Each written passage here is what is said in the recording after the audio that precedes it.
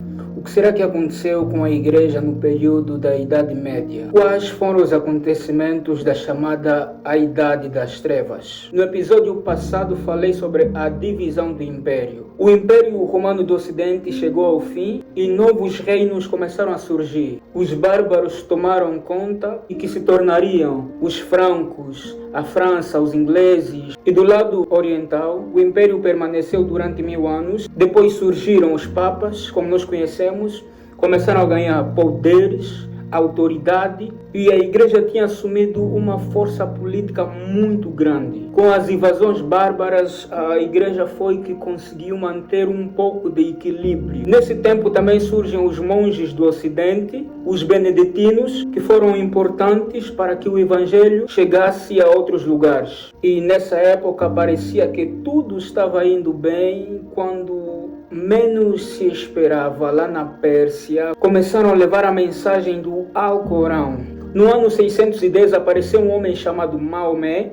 Maomé cresceu na Pérsia. Ele veio de uma família de comerciantes, foi um pastor de ovelhas. Certa vez Maomé estava sobre uma montanha e o anjo Gabriel apareceu-lhe dizendo-lhe para anunciar a verdadeira mensagem de Deus. A princípio Maomé não foi muito bem recebido na sua região e em 622 ele foi para uma outra cidade. Quando ele saiu de Meca para Medina, começou a ter uma certa relevância. Ele se torna um líder e a comunidade muçulmana começou a crescer. O Islã significa submissão. Eles tinham uma questão, submissão. Ou você se submete, ou você aceita e tem que aceitar. De uma maneira rápida, em pouco tempo, eles começaram a dominar a Pérsia. No ano 635, a cidade de Damasco caiu sobre o poder dos muçulmanos. No ano de 637 foi a vez da cidade de Antioquia. No ano de 638, a cidade de Jerusalém, o berço do cristianismo, caiu também sobre o poder dos muçulmanos. Em 642 foi a vez do norte da África, foi a vez da Alexandria cair, depois a cidade de Cartago. E no ano de 711 eles começaram a dominar toda a região da Espanha. Quando o Islã começou a sair da sua região e ir para outros lugares, depois de 100 anos desse todo crescimento, o avanço foi contido, o Islã se acalmou um pouco e o cristianismo voltou a começar a ganhar força novamente. Nesta época, dentro da Europa surgiu um novo império. No ano 800, o Papa coroou um novo imperador franco. Tornaria a França futuramente. Carlos Magnus foi coroado. Ele era alguém muito estudado. Nessa época, Carlos Magno trouxe uma estabilidade na Europa, tanto que ele tentou reerguer novamente o Império Romano do Ocidente. Ele conseguiu conter os nórdicos, os vikings que estavam a invadir a Europa naquela época. Houve um renascimento na Europa, as coisas começaram a mudar outra vez. E uma das coisas que eu gostaria de falar que Carlos Magno fez é investir no estudo, tanto literal como teológico. Ele fez esse investimento nesta época. Parecia que as coisas melhorariam daí para frente, mas tudo começou a desandar novamente. Depois da morte de Carlos Magno, as coisas começaram a mudar para pior. O papado voltou outra vez na decadência. Vários assassinatos começaram a acontecer, papas começaram a ser elegidos mais de uma vez, e foi nesta época que até uma criança foi nomeada como papa. Para terem noção de como foi bizarra essa época, em 897, o Papa Estevão VI mandou desenterrar o seu antecessor. Vestiram ele com uma roupa, arrastaram ele nas ruas, declarando sobre ele a culpa, e no final jogaram seu corpo em um rio. No ano 904, o Papa Sérgio III mandou matar os seus rivais. Isso é meio estranho, um líder de igreja mandar matar os seus rivais, mas aconteceu, faz parte da história. Nessa época, João X foi morto, foi assassinado com um travesseiro. João XIV foi envenenado. Papa Bonifácio também tinha sido envenenado. Nessa época as coisas não estavam nada boas. As relações da igreja não estavam muito bem com a igreja do Oriente. No ano 1054, eles começaram a ter conflitos sérios, romperam-se de vez. A partir daquele momento, foi definida como a igreja ortodoxa do Oriente e a igreja católica apostólica romana.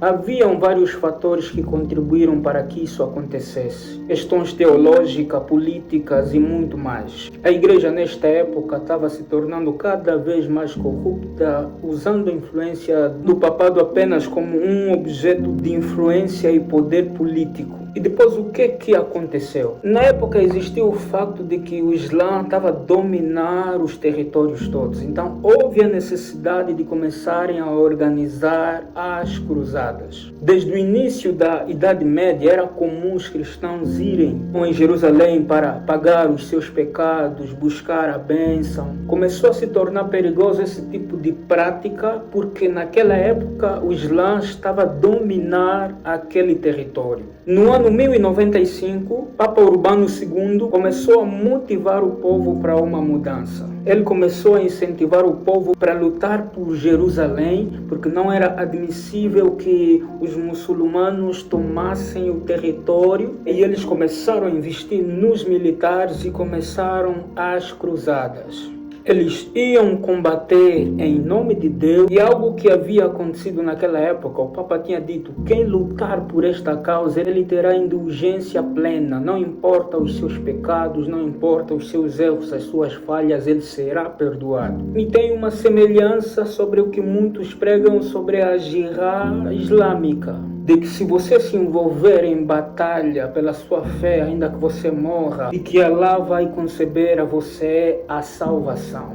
E na primeira cruzada eles conseguiram conquistar Jerusalém e nasceu aí o reino de Jerusalém sobre o comando dos cristãos. Só que depois da primeira cruzada, o reino de Jerusalém não durou durante muito tempo, eles tomaram novamente e isso fez com que os cristãos começassem novamente com as cruzadas para tomarem de volta Jerusalém. E eu vou contar-vos aqui uma história muito bizarra. Houve uma época que eles levavam até crianças nas cruzadas porque eles acreditavam que as crianças eram puras e por conta da pureza das crianças eles poderiam ter a vitória. E como vocês podem imaginar, aquilo começou a tornar-se numa tragédia total.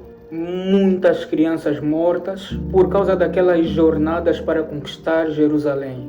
Foi um episódio completamente triste e não podemos negar isso na nossa história, isso aconteceu. Vocês lembram que eu tinha dito que a Espanha tinha sido também conquistada? Foi nesta época que a Espanha foi reconquistada pelos cristãos nessa época. Algo que começou a acontecer nessa época, o nepotismo ficou visível. Os papas começaram a dar cargo nos seus familiares e a igreja foi decaindo por conta da corrupção papal. Países que eram parceiros começaram a entrar em guerra nesta época. França entrou em guerra com a Inglaterra e isso trouxe muita crise na Europa. Isso foi durante a Guerra dos 100 Anos. A guerra começou a criar o sistema de cobrança de imposto para recuperar as suas riquezas, até que apareceu o grande cisma do Ocidente. Elegeram o Urbano como Papa e depois o Clemente VII. Dos papas oficialmente naquela época. Um na França, na cidade de Avião. Os dois eram legitimamente eleitos. Durou até 1423. Depois chegou-se no período da Renascença, com grandes nomes como Michelangelo, Donatello, Leonardo da Vinci. A Renascença foi um movimento cultural. Nesta época, a pesquisa científica começou a avaliar e criticar os métodos teológicos. Esse movimento surgiu na Itália e houve muitas críticas sobre a igreja. Depois chegou a época da reconstrução da Basílica de São Pedro.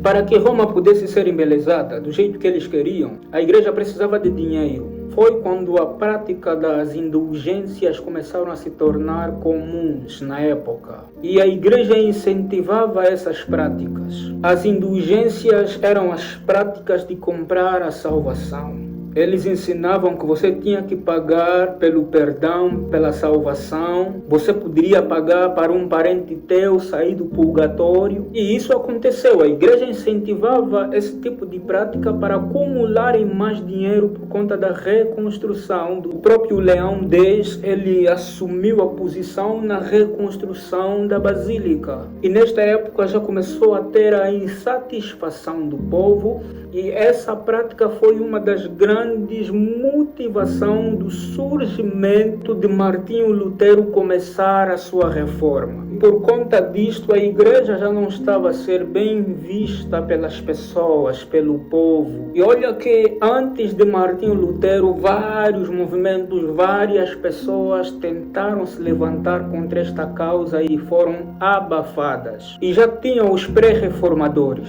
John Wycliffe, Savonarola, John Huss. Esses homens já haviam se levantado nessa época dizendo que essas práticas, ou seja, aquelas práticas não iam de acordo com a palavra, com a Bíblia. John Huss foi sentenciado pela morte, assim como os outros. Huss significa ganso e existe uma história que diz que no momento que queimavam ele disse o seguinte: eles podem calar esse ganso.